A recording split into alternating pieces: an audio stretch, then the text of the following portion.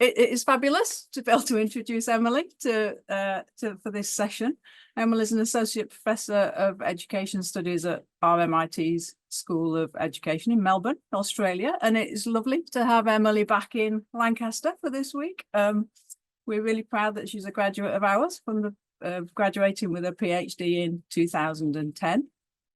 And I had the pleasure of working with Emily as a supervisor on her excellent PhD on LGB school teachers, private and professional worlds, and she's published some really good work in that sphere since. The seminar is jointly organised by Educational Research here at Lancaster and also the Gender and Education Association. GEA, the Gender and Education Association, is a really fabulous and important international organisation, and if you don't know about it, I'd encourage you to go and check it out. Emily's involved in that, and we've both been involved in it over many years, so it's a jointly sponsored seminar. Emily is also, it's important to note, I think, that Emily's also co-founded the Feminist Educators Against Sexism, which does really fabulous activist work, and again I'd encourage you to check that out if you don't know about it. Activist work, and I think translates academic research so that it has reach beyond academia and does some really great stuff. And today, Emily's talking about a recent project with Mindy Blaze and Jackie Ullman on understanding and addressing everyday sexisms in Australian universities. So on that note, I'll hand over to Emily for the next 40 minutes or so. Thank you, Emily. Thanks so much, Carolyn. And before I start, I would also like to thank Carolyn and the department here for having me back. Gender and Education Association, to Phil Moffat for lending me his office for the week. As Carolyn said, I'm Emily Gray. I use she, her pronouns. I work at RMIT University in Melbourne. Thank you all for coming. And I'm going to be talking today. Hopefully you can all see that. Just give us a wave if you can't. I'm going to be talking about a project that I'm currently working on called Understanding and Addressing Everyday Sexisms in Australian Universities. Before I start, I would like to acknowledge that as a research team, we live and work on stolen, unceded Aboriginal land. In Boorloo, this is Whadjuk Noongar Budja. In Naarm, this is the land of the Woiwurrung and Bunurong language groups of the Eastern Kulin Nation, and also on the lands of the Gadigal people of the Eora Nation. I acknowledge that sovereignty was never ceded across any of the lands and waters of what we now call Australia.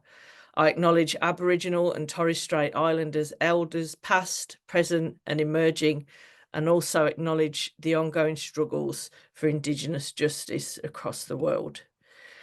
So our project is situated within the context of the negative impact of gender-based discrimination upon the higher education sector in Australia and internationally. Although sexual harassment and overt discriminatory practices receive a great deal of attention within our universities, this research and other research shows that significant career damage occurs through an accumulation of everyday sexisms. Such practices are evidenced by a gender gap in grant success, peer review and citational processes which undermine and stymie women and gender diverse academics' career advancement. At the level of the individual workplace, Australian women academics report, this is in our study, report the highest levels of harassment or bullying, 35% of participants, with the majority choosing not to report these incidents for fear of making things worse. So the project had two kind of main aims. One was to improve the ways in which gender discrimination is understood and addressed in Australian universities using situated, intersectional and creative approach. We also wanted to come up with innovative approaches for generating new knowledges about everyday sexisms at the individual level, across disciplines and different university contexts. So those were our aims when we started the project. It did receive Australian government funding in the time of a very conservative Liberal Party government. No one was more surprised than us to learn that we'd been successful in the funding during that time. So we use this concept of everyday sexisms. They are microaggressions that characterize everyday interactions. And for this project, whilst people are at work, they're often, they've been described by Salvini as slippery, by Ahmed as banal, as these kind of fleeting moments where experience are shaped in gendered, racialized, sexualized, and ableist ways. They're often those instances that happen where you think about them afterwards and realize that something happened that was gendered, racialized, sexualized, or ableist. We use the term sexisms because it allows us to acknowledge that there is a plurality of experience within and beyond the category of woman in relation to gender-based discrimination. So the project had 4 phases. First of all, we did an audit of 39 public university websites. We also, and that's all of the public universities in Australia, we did interviews with key women and gender diverse stakeholders with diverse identity characteristics. So First Nations women, women of colour, sexuality diverse people working in relevant positions, STEM leaders, equity officers, complaints officers, high levels of academia. We designed and distributed a large-scale survey to 12 Australian universities and had 1257 responses to that survey. And we ran 3 creative focus groups in Perth, Melbourne, and Sydney. I should say that alongside the project, we had a creative who became a PhD candidate. Emma Fishwick is a dancer, choreographer, videographer living in Boorloo, Perth in Western Australia. And she created video, visual art, and choreographic responses to the research. If you look up her website, you can see some of the amazing work she's done. I'm happy to say she passed her PhD last week, which we're really pleased about. So today I'm going to talk about the audit, the interviews, and the survey. So the audit, we wanted to look at how Australian public university websites represent gender, absences in relation to gender, and the navigability of the websites in relation to gender equity policy.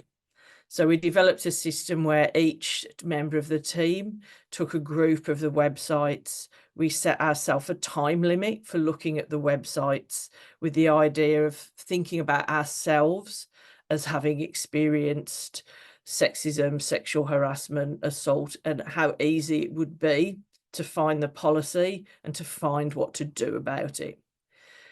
The audit was guided by the questions of how is acceptable gender configured, and conversely, how is unacceptable ideas around gender configured. How do those appear on the website? What do we see and not see on university websites? And how user-friendly or unfriendly are the websites?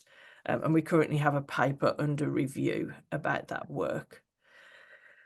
So the findings were, we mainly found that Australian universities have implemented programs to ameliorate gender-based discrimination. On websites, these tend to focus either on addressing high-level instances of discrimination, such as sexual violence, or on virtue signalling that reduces gender equity to a series of metrics and awards. We saw that across the university websites, these everyday sexisms, along with the word sexism, were almost entirely invisible in relation to gender equity policy. So whilst racism and homophobia were explicitly mentioned, the word sexism only appeared in relation to one of the universities in relation to gender equity policy. We understood that Australian university websites can be read as reproducing colonialities of gender. That idea comes from Maria Lugones, in that they reproduce institutional sexisms that are well documented in academia, that are also embodied forms of colonialities. We saw that cisgender white men were often conspicuous absences from the images used in university websites. And I'm just going to talk a little about those findings. So we looked at Athena Swan as a symbol of higher education institutions' commitment to gender equality.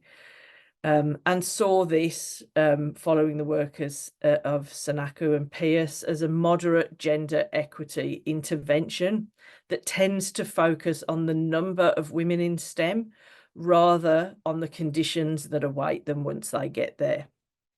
Building on this, our analysis found that representations of women of colour in specific and valorised spaces on the websites employed tokenistic stereotypes. Notably, there was an overrepresentation of Asian women in STEM, which plays into harmful kind of model minority stereotypes that positions Asian subjects as being good at STEM, a narrative that, as Shah says, imposes an ontological cost on Asian people by threatening their claim to full personhood if they do not fulfill that stereotype. So Maria Lugones contends that cis heteronormative systems that we combat today must be understood as colonialities of gender. That is, they are ongoing iterations of the colonial paradigms that we inherit. Therefore, websites produced by universities built on stolen land that have historically and continue to reproduce the institutionalized sexisms that are well documented in academia are likewise embodied colonialities. Stein illustrates the challenging nature of dismantling patriarchal social orders in settler colonies and argues that they are impossible to address if we don't recognise the colonial origins of gender and sex norms and hierarchies. Also, engaging with universities as a form of colonial expression facilitates an analysis that recognises how the traces that tie websites to the modern gender project are entangled with other threads of inequality that designate the boundaries of a normative human subject, including cis sexism, ableism, classism, and racism. The notable absence of images of cisgender white Anglo men on the website, we saw that as a conspicuous absence because it signifies their assumed presence. There is a need to represent marginal groups on university websites, as universities were not made for, nor do they necessarily welcome people from marginalised communities. So the absence of cis male white academic subjects speaks to their ever presence and to the coloniality of gender reproduced by university websites, where white cis masculinity is an invisible regime of power that secures hegemony through discourse. And that comes from Eileen Morton Robinson's work. So that was a kind of brief overview of our audit of the websites. The second phase of the project was to interview key stakeholders. These were used to create some vignettes for the national survey, which I'll talk about in a moment. And we wanted participants to have an opportunity to determine whether they recognised everyday sexisms, and if they did, whether or not they could take action when they occur. So we were looking at the interviews were kind of shaped around three themes, which was whether our participants felt they were welcome in their work environment, whether they felt that their work environment was a hospitable space for them, we wanted to look at the patriarchal dynamics that are cultivated and whether participants felt a devaluing of a work that they do. And we wanted to look at experiences of complaints processes. So the vignette interviews were shaped around that, and also the vignette part of the survey was shaped around that. And again, I'll talk to you about those in a moment. We do have a publication about the interviews, which I'm also going to talk about now. So what we found was that our data illustrates tensions between universities' seemingly progressive gender equity strategies and programs and the realities of existing as a marginalised person in the academy. Dynamics are cultivated that leave women vulnerable to a devaluing of the work that they do in the academy. And also that courage is required to complain, and complaints are unlikely to achieve a satisfactory outcome. I'm just working out if I told you who. So I haven't told you who the participants were. They were complaints officers. We interviewed an equity officer who's a woman of colour, 2 STEM leaders, one of whom identified as lesbian, an Aboriginal academic professor, and another 2 women who asked that we didn't use the data from the interview in any publication. So they were very targeted interviews intended to do a specific thing, which was to help us to design these vignettes that I'll talk about in a moment. But the data we got was so rich, we decided we'd write about what we found. So as a team, we understand Australian universities as being inherently masculinist spaces. By this, we follow Nicholas and Agius's readings as masculinism as separate from the individual acts of men and women, that reveals gendered frameworks that are persisting and resurfacing in increasingly covert ways that naturalise and maintain hierarchies. This means then, within the university context, that universities privilege particular kinds of academic subjects, white male cisgender, and disciplines, STEM and the hard sciences, and those that tend to generate the most research income. This then means, as Eileen Morton-Robinson illustrates, that other subjectivities and ways of knowing are subjugated, particularly Indigenous and feminist knowledges. This means then that universities can be unwelcoming and inhospitable places for those who exist outside of this masculinist intellectual norm.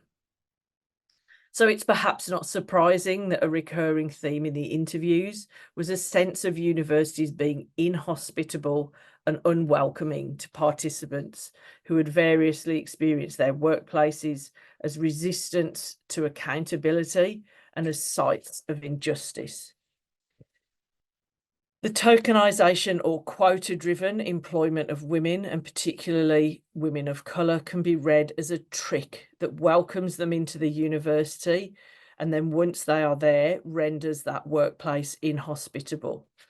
Ahmed illustrates how diversity is operationalised within workplaces as part of the heart and mind of the organisation, but that such a framing means that whilst diversity might be appealing at a surface level, this does not mean that it has become a shared value amongst individuals.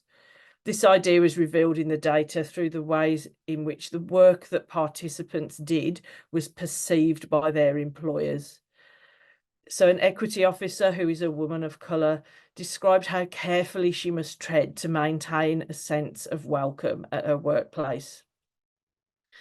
Having been recruited to redress the racialised balance of the mostly white equity workforce, she notes that if you're a little bit too passionate, you've got to be careful because, you're just angry and brown. Or, if you get a bit animated, then you're just this woman.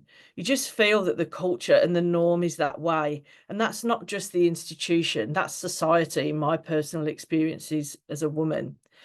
And as women of colour especially, we have to be really articulate, and we have to be really clever and really constrained with how we present even the most mundane of arguments.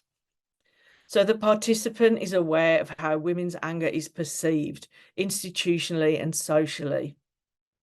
To be seen as an angry Black woman is to be stereotyped, silenced, policed, and dismissed. Therefore, this participant has had to learn how to play the game, meaning that she understands to be taken seriously, she needs to constrain herself, to mute any anger, and to articulate her views in ways that are palatable to a mostly white audience. Welcome, when deployed with inhospitability or hostility, can become an abusive dynamic.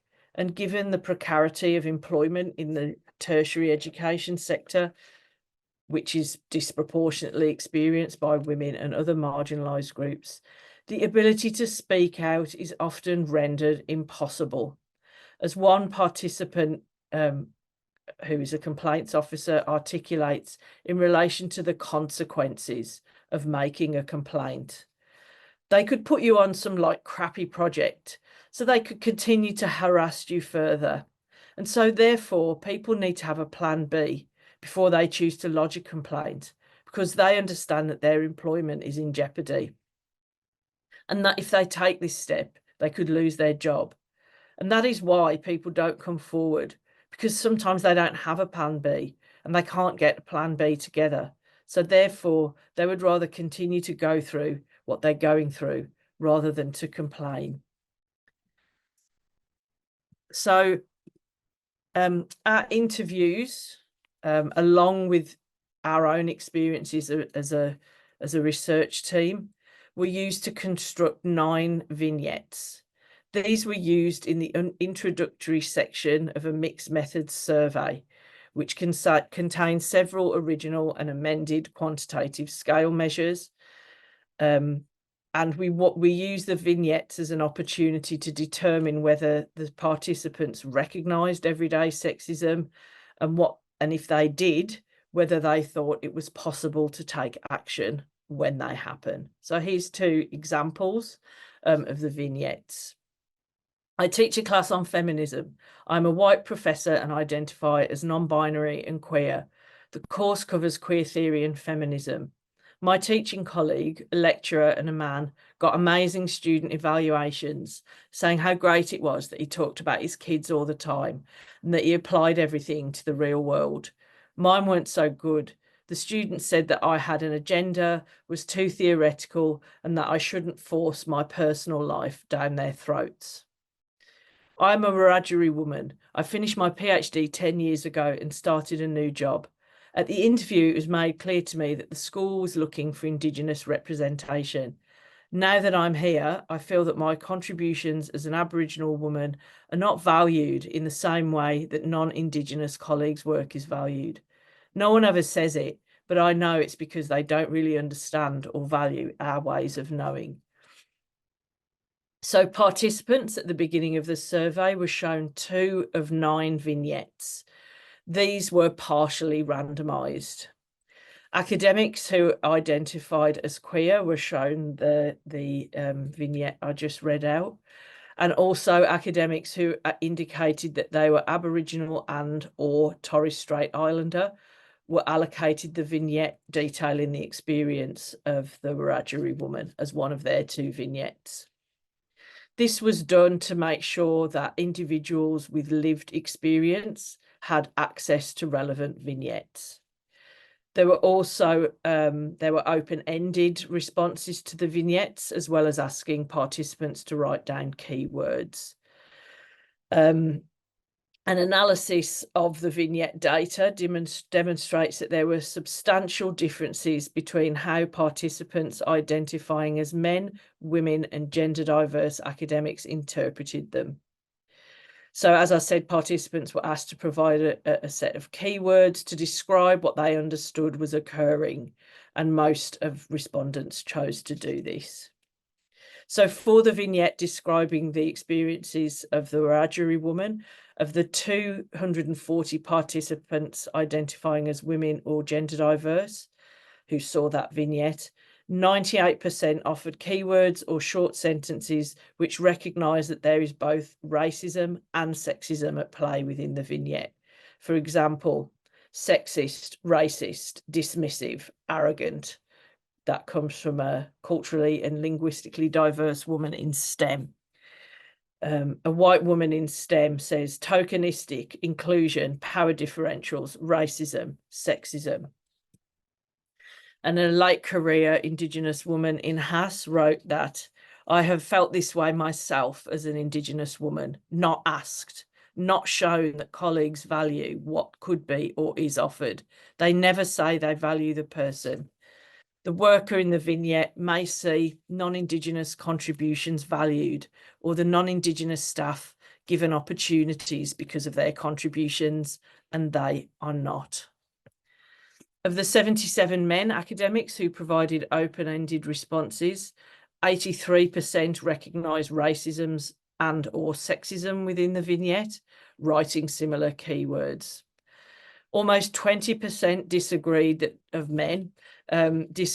there were racisms or sexisms within the vignette, and also tended to question the validity of the survey item itself.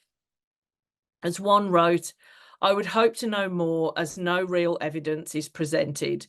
However, it genuinely is a possible scenario that needs to be addressed. White man in STEM, late career.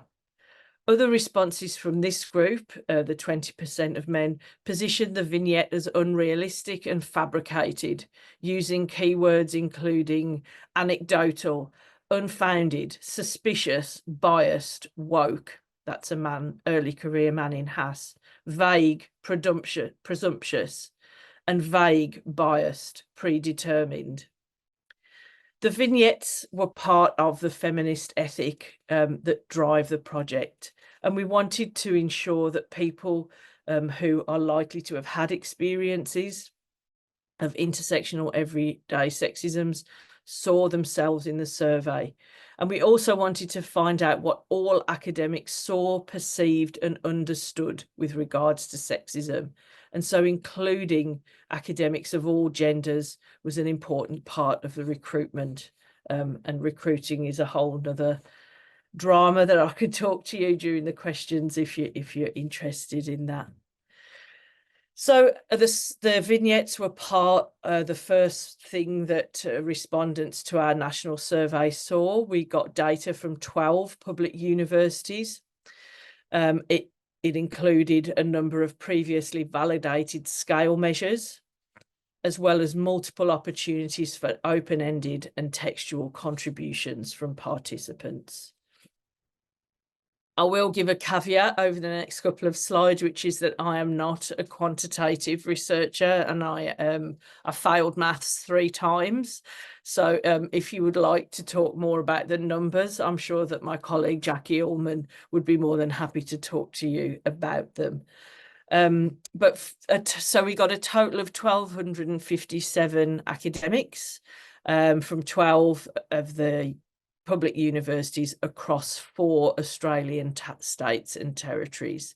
So the majority, 67%, identified as women, 3% identified as non-binary and gender diverse, and that leaves 30% who identified as men or male or chose not to identify their gender. 2% of the total sample identified as Aboriginal and or Torres Strait Islander. The identified population of Aboriginal and Torres Strait Islanders in Australia is around 3%. And 30% reported identifying as culturally and linguistically diverse. And you can see that most participants were in full-time work. Most of the participants worked in STEM disciplines, with 27% in humanities, arts and social science. Most had a permanent role. One of the sample items that we used is called the Beliefs in Sexism scale. A sample item from this scale is it's easy to understand why there are initiatives that address the limitations of opportunities for women and gender diverse people in academia in Australia.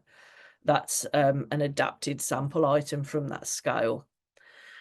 You can see from the chart that female women and gender diverse academics were more likely than their male colleagues to agree that women and gender diverse academics are the victims of workplace sexism in Australian universities.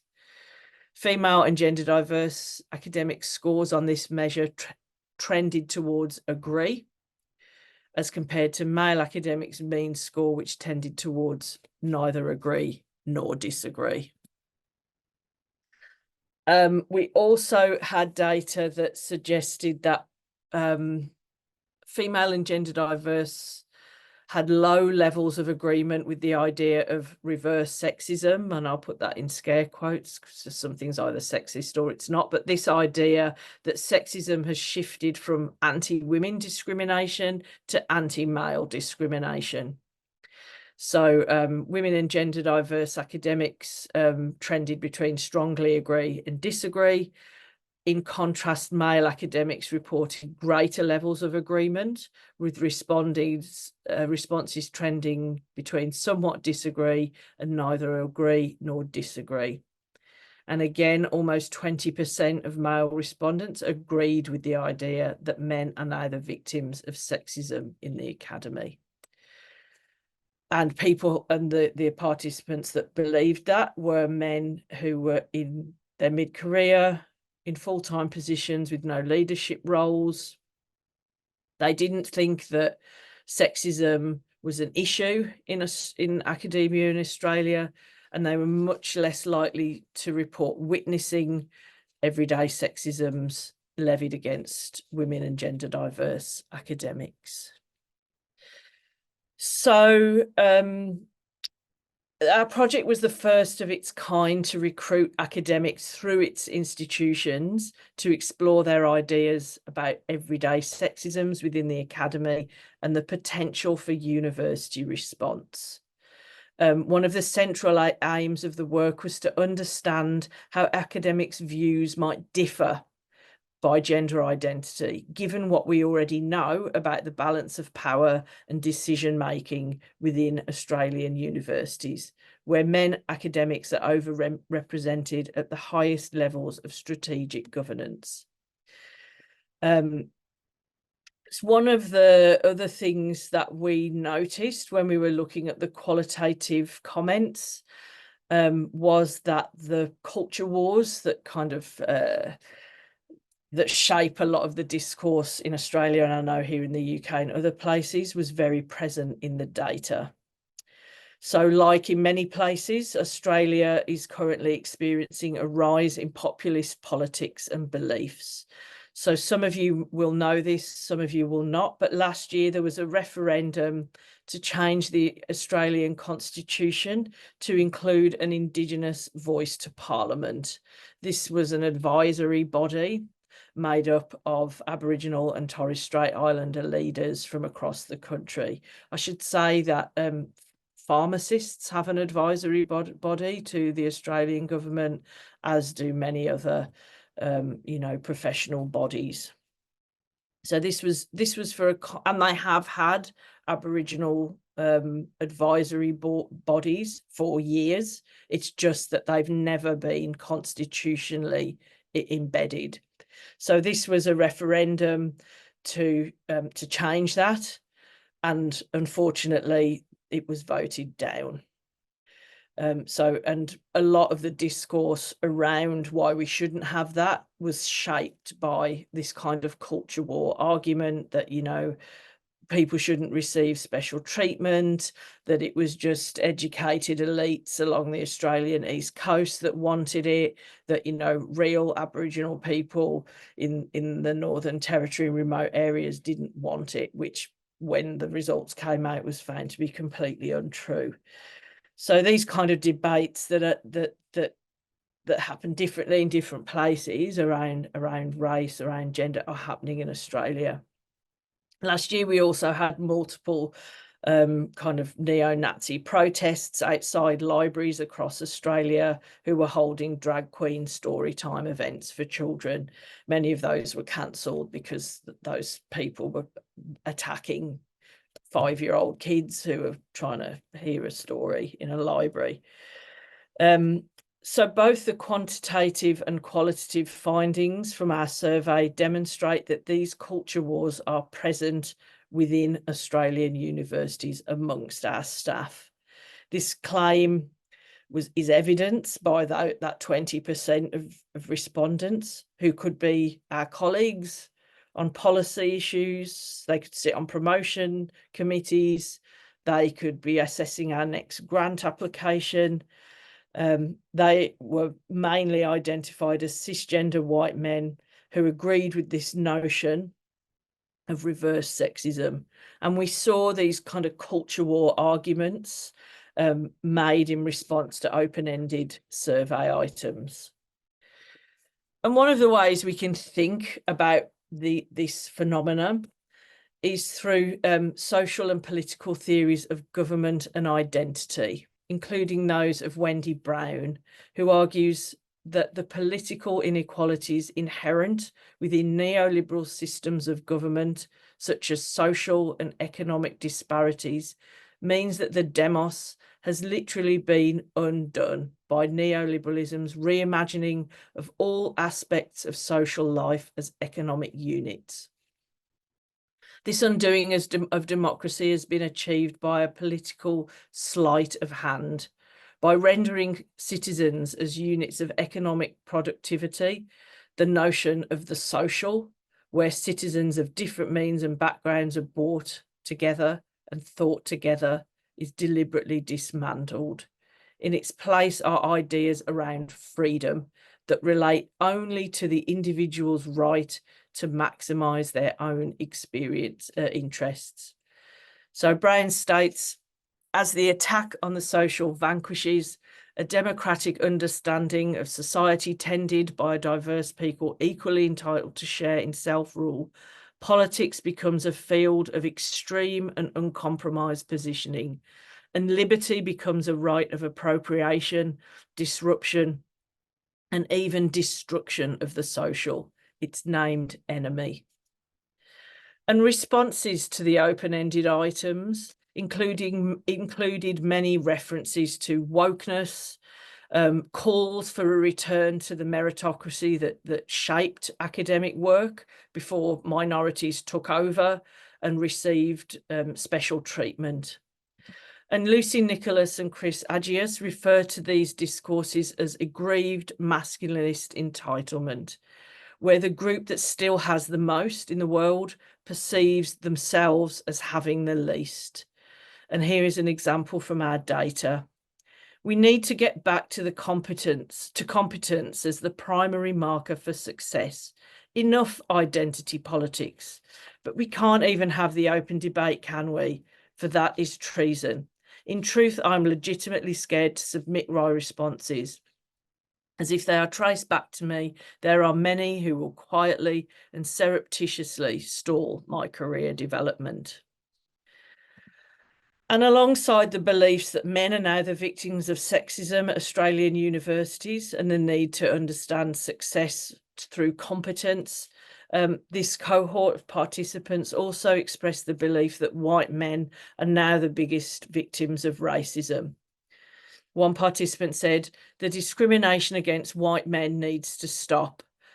I'm trying not to smirk as I read this out. It's hurtful and devaluing to people who are capable of and indeed have made significant contributions and who have recognised the equality issues for sexism in gender diverse people within the wider Australian communities.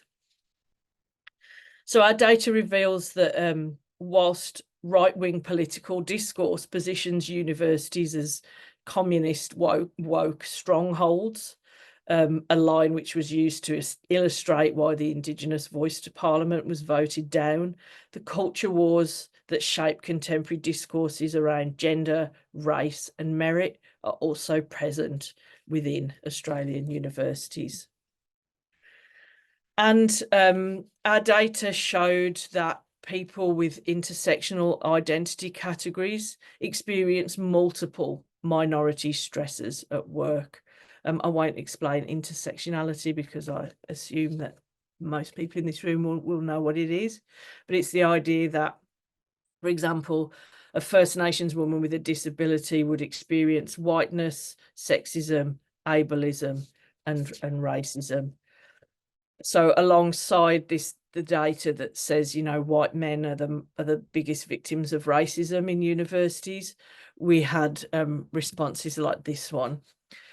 I cannot separate racism from gender. White women and some women of colour discriminate against me too. It's difficult. New migrants or refugees don't. The longer they're in Australia and trying to fit in, they mostly also just slot into the systemic and personal biases against Indigenous peoples. It's sad to see this happen and to feel it over time too. I lose friends because of racism. I'm often lonely at work because of racism. White colleagues at the same level don't reach out to ask me even for a coffee in the same way they ask each other. This is hard when you're the only Indigenous worker in the section. I just end up doing my work and talking to the cleaners, and some of the admin staff talk to me. I hate only being asked questions about Indigenous issues as if that's all I can talk about. E.g., I can't comment on the latest movie or song or a scholar's work or how to cook a stir fry.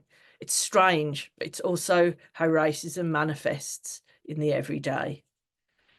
So there are epistemological differences between how participants understood and perceived sexisms and racisms within Australian universities.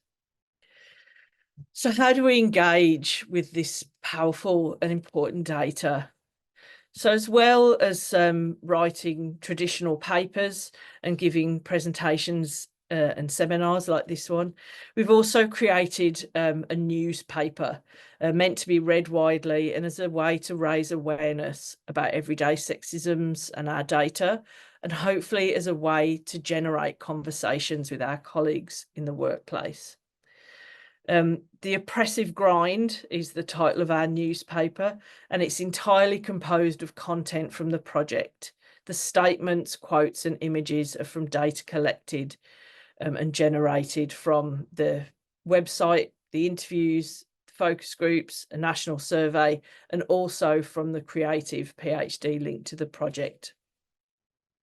The title comes from a participant who stated, "Higher education used to be a great place to work. Now it's just an oppressive grind." It has been deliberately put together as a broadsheet with a leading story, headlines, opinions, a crossword puzzle. If you would like me to send you some copies, please send me an email and I will send some to you. And we also came up with an idea of how to present some of the data that I've just been talking about, the culture wars kind of data, and we decided to make that into a letters to the editor section.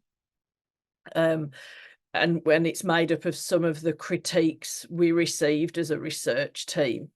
For example, this is a completely loaded and poor attempt at research, let alone scientific. The attempt to establish some form of phenomenon is totally invalid, with questions that are triple-barreled. The researchers should be ashamed of themselves at how poorly this is done and should not consider any of their findings valid. You should all be better at your jobs, and since you are not, you should all resign and give a seat at the table to more deserving researchers who think better. This research should not see the light of day, and any funding that supported it should be returned. So again, if you would like copies, please get in touch with me. So that's an example of one of the creative outputs that we're doing alongside traditional kind of papers and things. So to conclude, within our project, women and gender diverse academics agree that sexisms remain a problem in Australian academia, with resulting impacts on their career progress and access to opportunities. They were more likely to interpret vignettes of everyday sexism's impact on women's career progression as problematic, realistic, the kind of things that happens frequently. And they also doubted their institution's willingness to take these seriously. Men academics were less likely to see sexism as casually related to women and gender diverse colleagues' career progression, or to believe that it remains a problem impacting these individuals. And they were more, despite this, men academics were more likely to believe that their university would take a formal complaint seriously and that they knew where to find university policy relevant to the issue described. So one of the things for us is that the findings highlight an unintended consequence of universities' public-facing commitments to gender equity. These assure institutional awarenesses of barriers to women and gender diverse academics' career progression and leadership, whilst communicating that there are processes and pathways to counter discrimination. Responses from men academics overall indicate that they take this messaging at face value, and perhaps this explains their sense that everyday sexisms are less believable or less of a problem. Women and gender diverse academics, by contrast, are less convinced. Their responses speak to the way in which the failure to recognise or acknowledge everyday sexisms is a form of gender washing that occurs at the systemic and interpersonal levels, enabling recognition of only the most obvious instances of gender-based oppression, sexual harassment, sexual assault. By failing to acknowledge, let alone address everyday sexisms, Australian universities contribute to a corporate machine within which, as Bryony Lipton says, a masculinist, white, heteronormative logic privileges autonomy and competition and individualises responsibility for success or failure. However, if universities truly wish to ameliorate gender-based inequalities, attention needs to be paid to the micro, the interactional, the seemingly banal, the everyday of sexisms. Thanks so much for listening.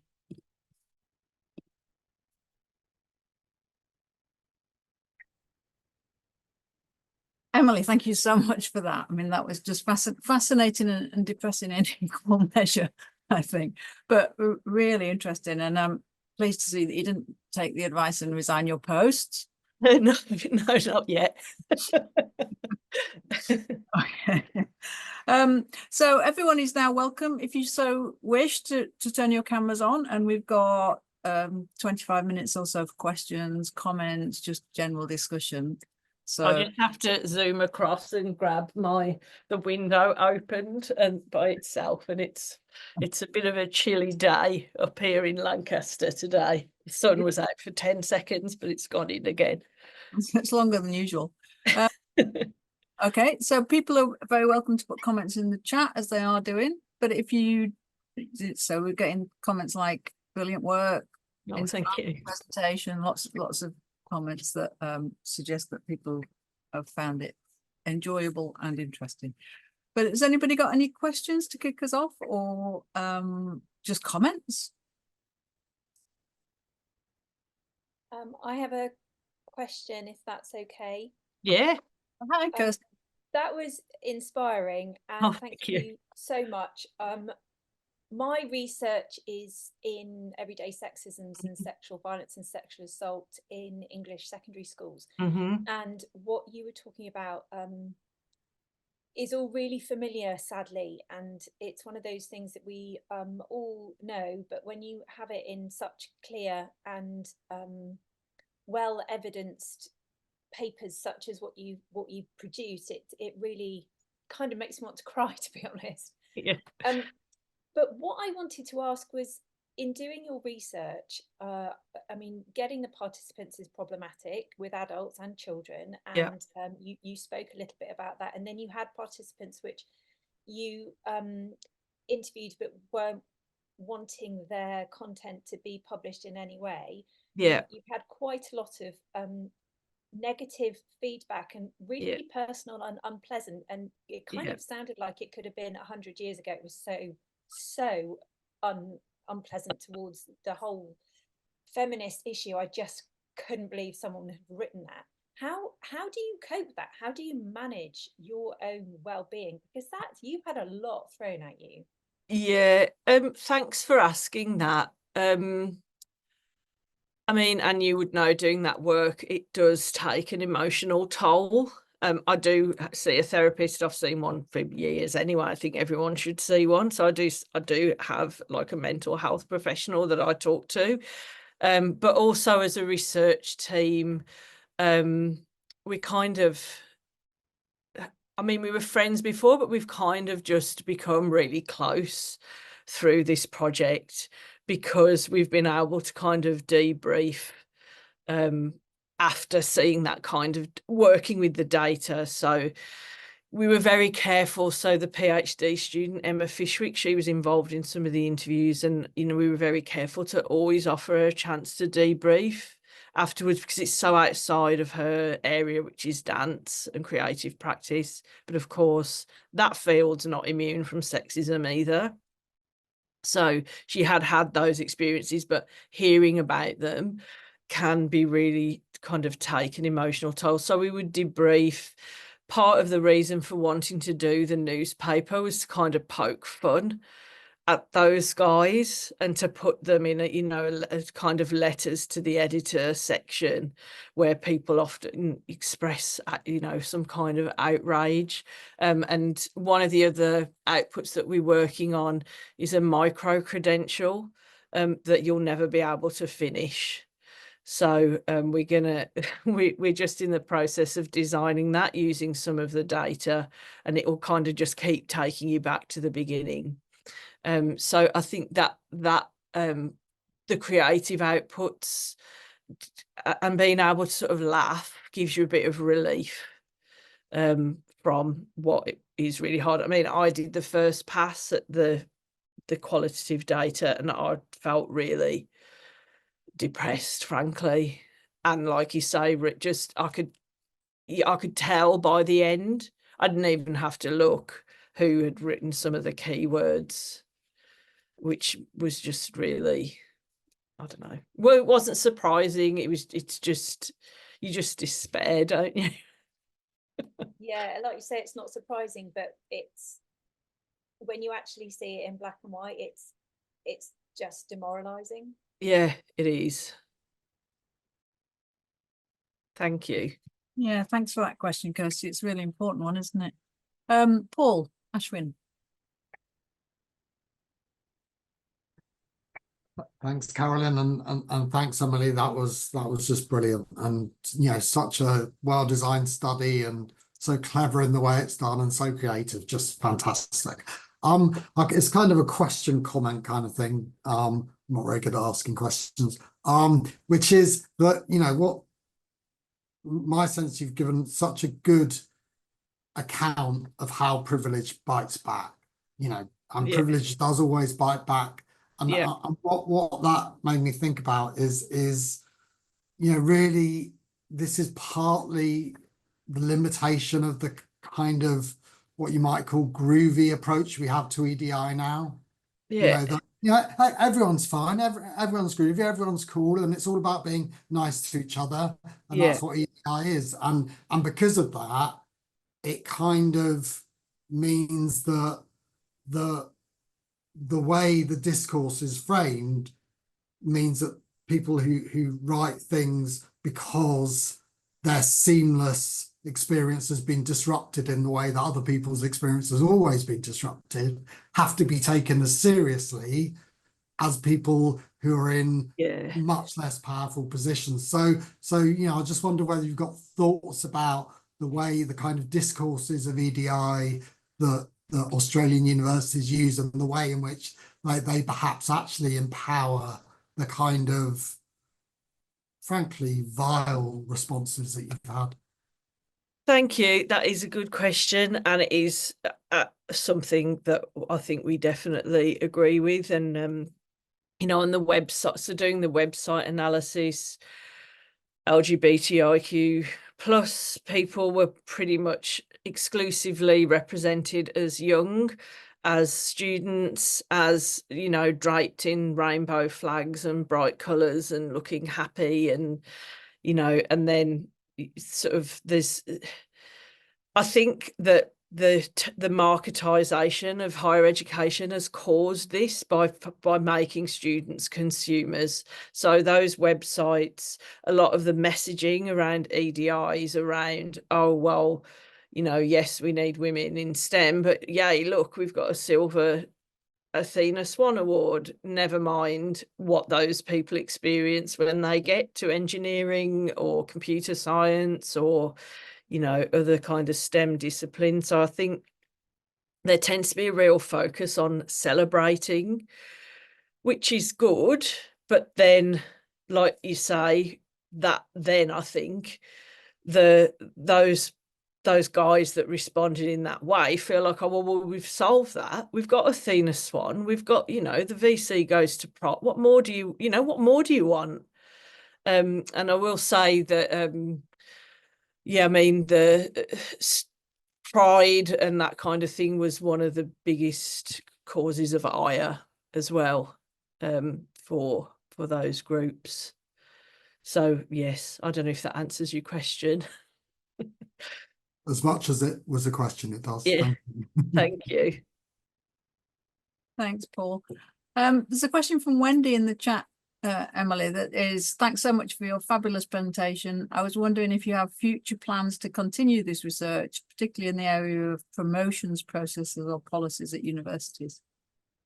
Thanks, Wendy, and thanks for coming. I know you're, although I think it's earlier in WA than it is in the East Coast. But thanks for coming. We do have plans to do a follow-up project.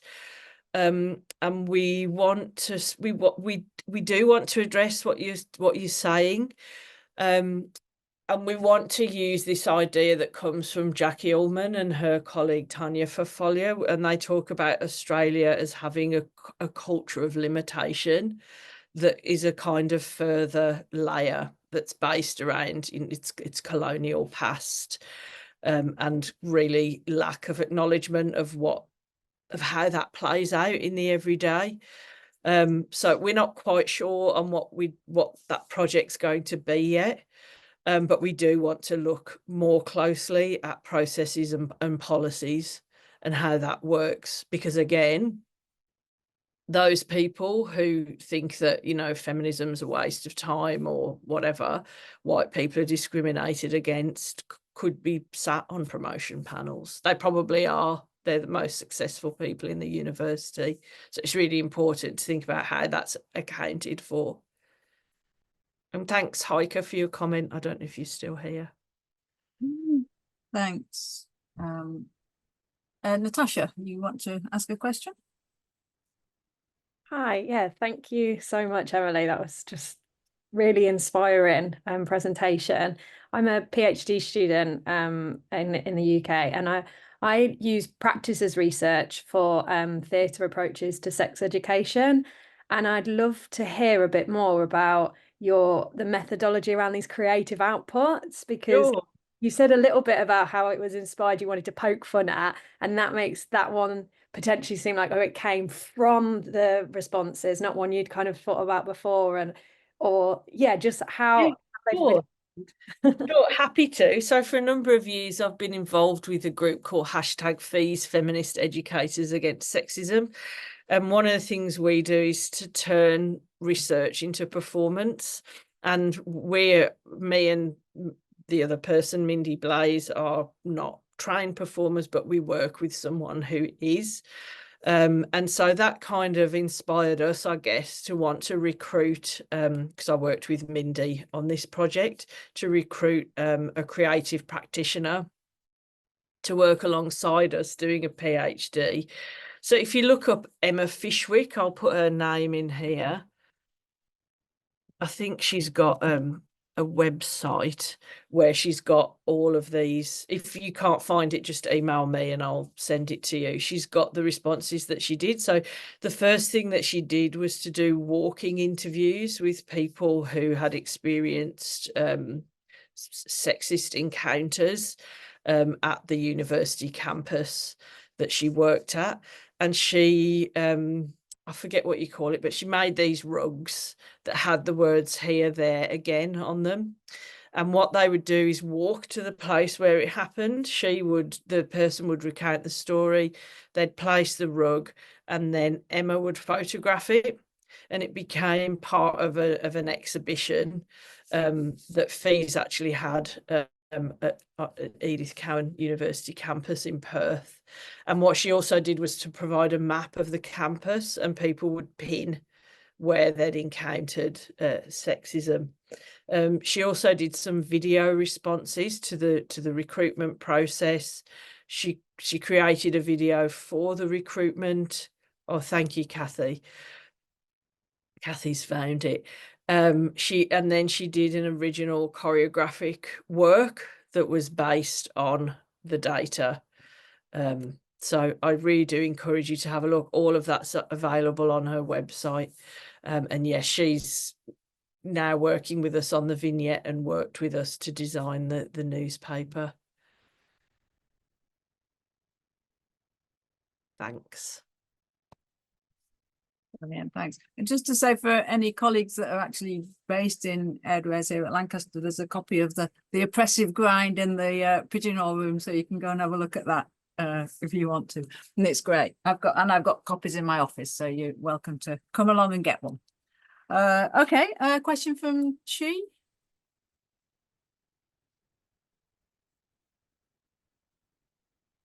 I think you're muted, sorry.